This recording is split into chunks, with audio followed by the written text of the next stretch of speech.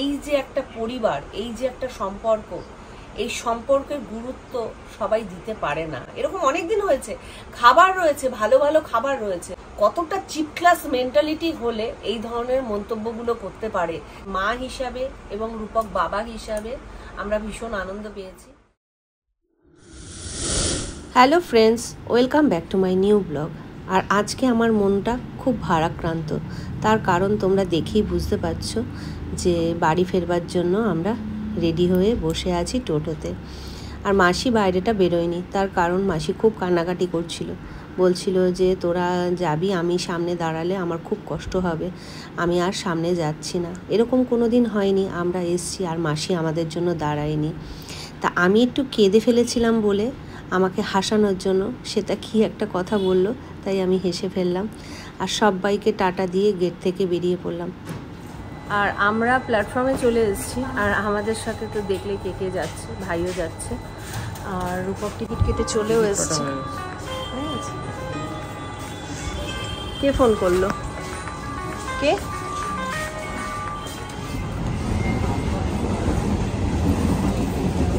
আপের ট্রেন গেল, ডাউনের ট্রেন আসছে, মানে হাওড়া যাওয়ার যে গাড়ি সেই গাড়ি আসছে, আর ওটাতেই আমরা উঠবো।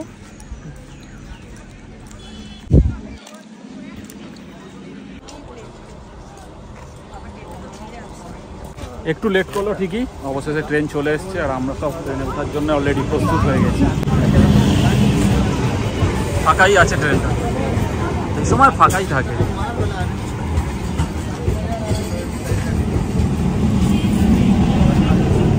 ট্রেনে উঠে পড়লাম, আর উঠতে না উঠতেই জায়গাও পেয়ে গেলাম। জানলার কাছে জায়গা পাইনি ঠিক কথাই, কিন্তু জায়গা পেয়েছি এটাই অনেক বড় কথা, কারণ লোকাল ট্রেনে সাধারণত জায়গা পাওয়া যায় না। তবে এই 4টে বা 3:30 ট্রেনটা বেশ ফাঁকাই থাকে, প্রত্যেকবার আমরা বসেই যাই, তাই সকালে হুটোপাটা না করে এই ট্রেনগুলোই ধরি। আর রাস্তাটা এতটাই বেশি ছিল যে গল্প করতে করতে মালুমই হয়নি আমরা কখন যে ব্যান্ডেল ঢুকে পড়লাম, বুঝতেই পারিনি।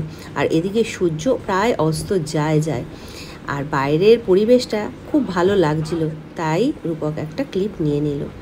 আর দেখো আমরা গল্প করতে করতে ব্যান্ডেলও ঢুকে পড়লাম। তা যাই হোক, ব্যান্ডেল থেকে তো আবারও 1.5 ঘন্টার পথ, তার মাঝে টুকিটাকি তো অনেক কিছুই খেয়েছি।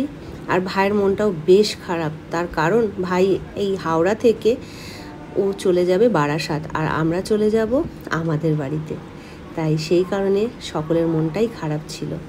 আর দেখো হাওড়া ঢুকছে ট্রেনটা, আর ট্রেনটা খুব বেশি ভিড় ছিল না, তার কারণ এইবার ভিড় হবে ফেরার সময়। আর কারণ ভিড়টা এই কারণে হবে কারণ অফিস টাইম, আমরা হাওড়াতে ঢুকলাম প্রায় 6:45 নাগাদ, আর অফিসের ছুটিটা এই টাইমটাই হয়ে থাকে, তাই আমাদের টাইমিংটা কিন্তু খুব ভালো ছিল। তা যাই হোক, একসাথে তো ফিরলাম এই অবধি। আর ভাই চলে গেল 1 নম্বরের দিকে, কারণ ওকে বাস ধরতে হবে, বাস ধরে ও যাবে বারাসাত।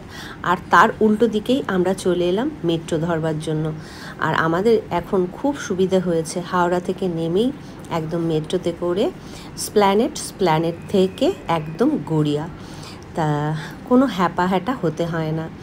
তা যাই হোক, মেট্রো চলেও এসছে, আর মেট্রোতে আমরা উঠেও পড়লাম, আর উঠেই স্প্ল্যানেটের জন্য জায়গাও পেয়ে গেলাম।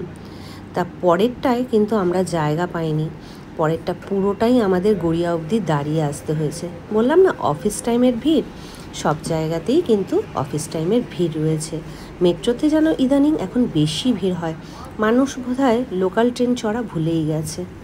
তারপরে চলে এলাম আমাদের বাস স্টপে, আর বাস স্টপে নেমেই ছেলে বলল মা আইসক্রিম খাবো, আর তার জন্য আইসক্রিম নিলাম, আমিও একটা নিলাম, ছেলেও একটা নিল, রূপক কিন্তু খাইনি। তা আইসক্রিমটা খেতে খেতে বাড়িতে ঢুকে পড়লাম। অনেক দিন পর বাড়ি এলাম, এই জাস্ট কিছুক্ষণ আগে এলাম, কিন্তু আসার পর ছুচি বামনিগিরি শুরু। বদ্ধ ঘরে থাকলে বন্ধুরা কি অবস্থা হতে পারে তোমরা সকল বন্ধুই জানো। তা বিছানার চাদরটা সবার আগে পাল্টাচ্ছি, কারণ ওই বিছানায় আমি শুতে পারবো না। আর তারপরে ঘর ঝাড় দেবো, অনেক কাজ রয়েছে। আর ছুচি বামনিগিরি ঠিক আছে, তাহলে তুমি ওই বিছানায় শো, আমি পাশের ঘরে বিছানার চাদর পাল্টে শুচ্ছি, ঠিক আছে? তুমি তাহলে এই বিছানা, আমি ওই আগে চাদরটা, না না তুমি পাল্টা। টিকটিকিতে পটি করে রেখেছে, ওই বিছানা চাদরে শোয়া যায় না? একদমই না। তাহলে আচ্ছা, রাত্রিরে খাওয়া দাওয়া রুটি করবে তো? সেটা তুমি যদি কষ্ট দিতে চাও থাক, না না না, আর কাঁদতে হবে না গো, আর কাঁদতে হবে না। কষ্ট দিতে চাও? সুস্মিতা কান্নাকাটি শুরু করে দিয়েছে। না না থাক, আজকে আর তোমাকে কষ্ট দিতে চাইছি না আমি। তা বন্ধুরা, আজকে রুটি আর কিছু তরকারি কিনেই আনবো, কারণ এখন ফিরে একটু আগে ফিরলো, এখন যদি আবার রান্নাঘরে ঢুকে স্বাভাবিক বেচারির কষ্ট হবে। আমি চোখে মুখে এখনো জলও দিই, আমি পাটা শুধু জাস্ট ধুয়ে এসেছি, ঘর ছাদ দেবো, তারপর ভালোভাবে ফ্রেশ হয়ে তারপরে রাতের খাওয়া দাওয়া। ওকে ঠিক আছে, তুমি হও, পরিষ্কার করো, ফ্রেশ হও, আর রাতের খাবারটা কিনে নিয়ে আসছি। ওকে, এই কিন্তু নিরামিষ, ঠিক আছে? ঠিক আছে, আমি জানি সোমবার তো। হ্যাঁ, রাতে খাওয়া দাওয়া করতে বসে গিয়েছি, আর রাতে আজকে নিয়ে এসেছি রুমালি রুটি আর মিষ্টি, কারণ যেহেতু সোমবার, তা সেই কারণে। তা যাই হোক বন্ধুরা, আজকে বাড়িতে এসে ভালো লাগছে, খারাপ লাগছে বলবো না, অনেক দিন বাদে তো বাড়িতে এসেছি, সে ভাঙা হোক চোরা হোক যাই হোক, নিজের বাড়ি। তবুও কোথাও একটা খারাপ লাগার জায়গাও রয়েছে, তার কারণ এই প্রথম এত দিন মাসির বাড়িতে আমি কাটালাম, আর সকলে বিশেষ করে মাসি এখনো ফোন করে কান্নাকাটি করছে, তোরা সবাই চলে গেলি, আমি পুরো একা হয়ে গেলাম। এই যে কথাটা যখন বলছে না, বুকের ভেতরটা হাহাকার করে উঠছে। তা বোনেরাও খুব কেঁদেছে, তা আমারও খুব খারাপ লাগছিল, কিন্তু নিজের জায়গায় তো সবাইকেই সবার মতন ফিরতে হবে, নিজের সংসারে ফিরতে হবে। অনেকে অনেক রকমের কমেন্ট করেছে যে পরের অন্ন ধ্বংস করছি, আর কতদিন, কিন্তু সিচুয়েশনটা কি ছিল বা কিরকম ছিল সেটা একমাত্র আমি জানি এবং আমার আপন জনেরা জানে। আর যারা এই ধরনের কমেন্ট করেছে তাদেরকে আর কি বলবো, তাদেরকে আমার বলার আর কোনো ভাষা খুঁজে পাচ্ছি না। তারা হয়তো ফ্যামিলির মধ্যে থাকে না, তারা ফ্যামিলির বাইরেই থাকে, একা একা থেকে অভ্যস্ত, তা সেই কারণে তারা ফ্যামিলির মর্মটা বুঝবে না। আজকে মাসি, পিসি, মামা, মামি, বোনেরা, ভাই বোনেরা, এই যে একটা পরিবার, এই যে একটা সম্পর্ক, এই সম্পর্কের গুরুত্ব সবাই দিতে পারে না। আজকে সত্যি এটা আমরা গর্ব করে প্রত্যেকটা ভাই বোন আমরা বলি, আমাদের মামার বাড়ির দিকে বলো বা আমার বাপের বাড়ির দিক থেকে বলো, যে আমাদের যত ভাই বোনেরা আছে, আমাদের যে সম্পর্কটা, এরকম সম্পর্ক দেখা যায় না। এত ভালো বন্ডিং প্রত্যেকের উপর, প্রত্যেকের একজন চলে আসলে আরেকজন হাউমাউ করে কাঁদে, এরকম বন্ডিং একজন অন্যজনকে ছাড়া থাকতে পারে না, এটা হচ্ছে আমাদের বন্ডিং। তা যারা এই ধরনের কমেন্ট করে তারা কি বুঝবে এই ধরনের সম্পর্ক? কারণ খাওয়া দাওয়াটা বড় কথা নয়, খাওয়া দাওয়া সবাই সবার মতন করে প্রত্যেকের বাড়িতে। কেউ নুন ভাত খায় তো কেউ ডাল ভাত খায়, কেউ মাছ ভাত খায় তো কেউ মাংস ভাত খায়। তা আমার কাছে খাওয়া দাওয়াটা ম্যাটার করে না। একটা দিন যদি আমি উপোসও দিই তাতে আমার কোনো কিছু এসে যায় না। এরকম বহুদিন গেছে না খাইয়ে দিন কেটেছে, তার জন্য কখনো আফসোস হয়নি যে কেন খাইনি বা কেন আজকে খাবো না। এরকম অনেক দিন হয়েছে, খাবার রয়েছে, ভালো ভালো খাবার রয়েছে, অথচ খেতে মন চাইছে না। তা কথাগুলো বলতে সত্যি খুব খারাপ লাগছে, কতটা চিপ ক্লাস মেন্টালিটি হলে এই ধরনের মন্তব্যগুলো করতে পারে যে পরের অন্ন ধ্বংস না করে নিজের বাড়ি ফিরে যাও।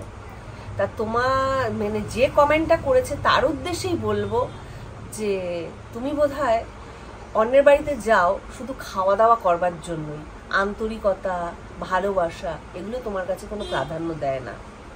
তা যাই হোক বন্ধুরা, অনেক কথা হয়তো বলে ফেললাম। তা এই কথাগুলো হয়তো আমার বলা উচিত নয়, কারণ আমি কখনো নেগেটিভ কমেন্ট নিয়ে কথা বলি না, খুব কম বলি।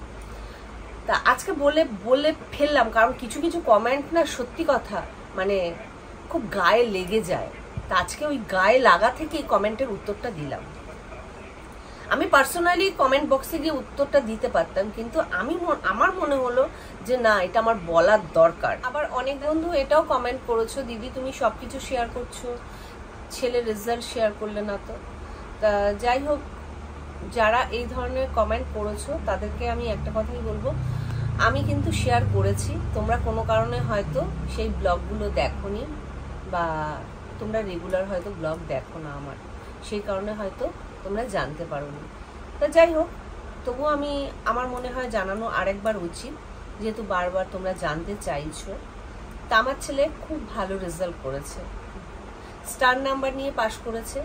মানে আমি মানে মা হিসাবে এবং রূপক বাবা হিসাবে আমরা ভীষণ আনন্দ পেয়েছি যে এত সুন্দর রেজাল্ট করবার জন্য, এবং আমাদের আত্মীয় স্বজনেরাও প্রত্যেকে খুশি হয়েছে ওর রেজাল্ট নিয়ে। তা যাই হোক বন্ধুরা, আর কি বলবো, আজকের ব্লগটা এখানে শেষ করছি। দেখা হচ্ছে কালকে নতুন একটা ব্লগের সাথে। টাটা, শুভরাত্রি।